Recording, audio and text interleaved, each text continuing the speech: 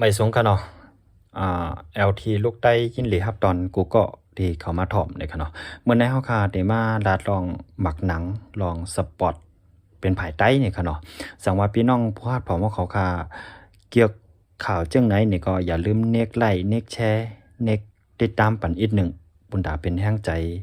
เขานี่ค่ะเนาะเมื่อในก็เขาได้มาลาดลองเอาว่าโตโตลิกดีนาเซอร์ของจุ้มหมักหนังนั่นมันเป็นอีสังยอก็พวกเขาค่ะใครกับแต้มตัวลิกไทยใส่ที่นาซื้อนั่นเดี๋ยวไรเสียงเงินกาหือในค่ะเนาะก็เมื่อในก็เขาค่ะมาหาคำตอบมาหาข้อตอบกับจ้อมกันในค่ะเนาะเขาจ่ายพันแสงเมื่อในเดเป็นเดฮับนาทีมา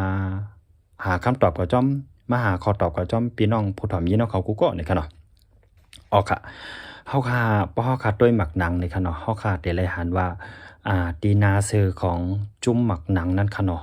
จุ้มในเหมือนกันในค่ะเนาะจุ้มในเตรียมไว้เหมือนกันในค่ะเนาะเตรียมไว้เหมือนกันเหมือนเช่นว่าจุ้มบาร์เซโลนาเตรียมไว้เมียงจุ้มอาร์เซนอลเตรียมไว้เมียงจุ้มแมนยูเตรียมไว้เมียงลิเวอร์พูลเตรียมไว้เมียงเฮียงแล้วมันเหมือนกันแล้วก็ดีนาเซอร์นั่นดีนาเซอร์นั่นอันเตรียมไว้นั่นเปิ้นห้องว่าอีสังในค่ะเนาะ ดีนาเซอร์ของจุ้มหมักหนังนั่นเปิดห้องว่าสปอนเซอร์นะครับเนาะสปอนเซอร์นะครับเนาะนั้นก็ความใต้ก็ว่าเป็นเจ้าตาหน้ามันนะครับเนาะเป็นเจ้าตาหน้ามันจื้อเจ้าตาหน้านะครับเนาะจื้อเจ้าตาหน้าของจุ้มนั่นนะครับเนาะจื้อเจ้าตาหน้าของจุ้มนั่นอ๋อค่ะก็ไม่เฮาฮู้เนาะเฮาป่องแจ้วเนาะว่าเฮ็ดสั่งเอาอันที่เตรียมไว้นั่นเป็น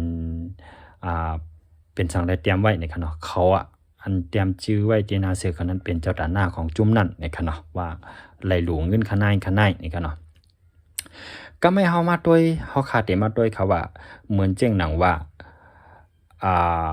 พอเฮาค่าใครกับเป็นเจ้าตาหน้าของจุ้มนั่นเฮานั้นเฮาขาดได้รายจ่ายเงินก็คือนี่ค่ะเนาะเมื่อใดก็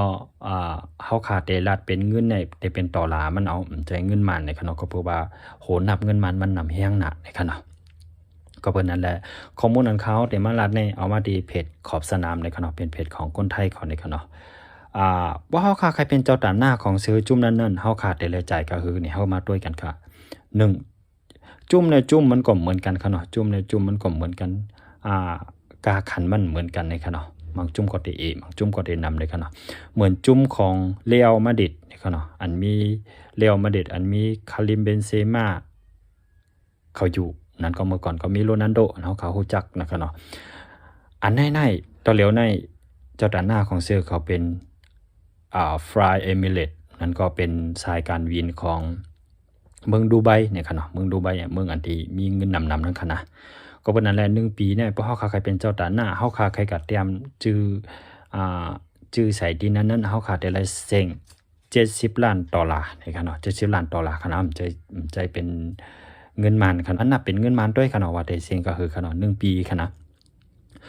โปรจุมของ BSC เนี่ยค่ะ BSC เนาะ PSG เนี่ยค่ะเนาะ PSG นั่นก็ Paris Saint-Germain เนี่ยค่ะเนาะอันมีตอนแล้วมีเมสซี่มีเนย์มาร์อยู่ใน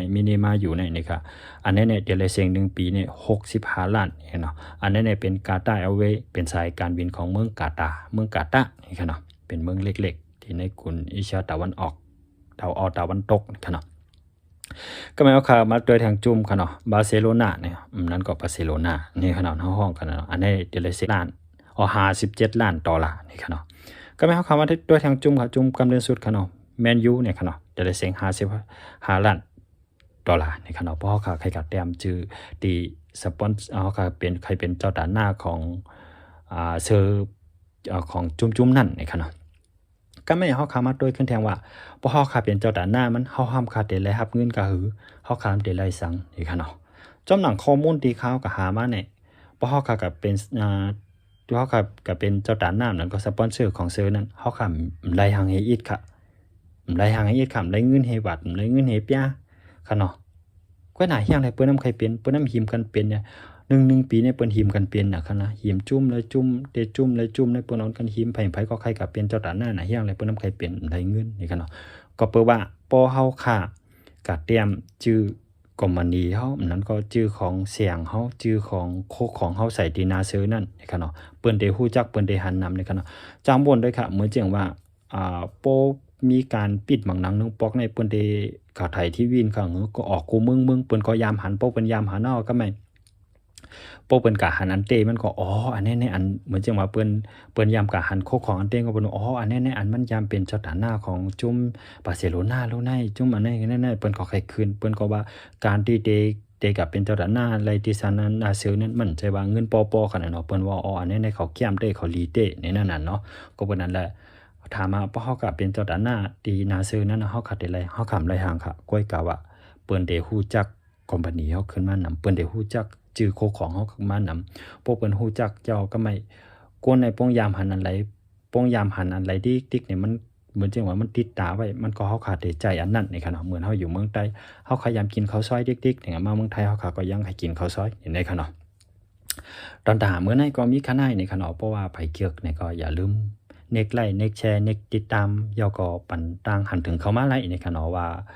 อ่าข้อมูลอันไหนๆน่าสนใจจึงหือยอก็คลิปหน้าที่ให้เขาเฮ็ดเกี่ยวเลยลองอีสังนี่ค่ะเนาะปุ่นตาวันไหนก็มีคะแนนก็ยันจมก็ที่รับรองเขาเนาะไม่สงก็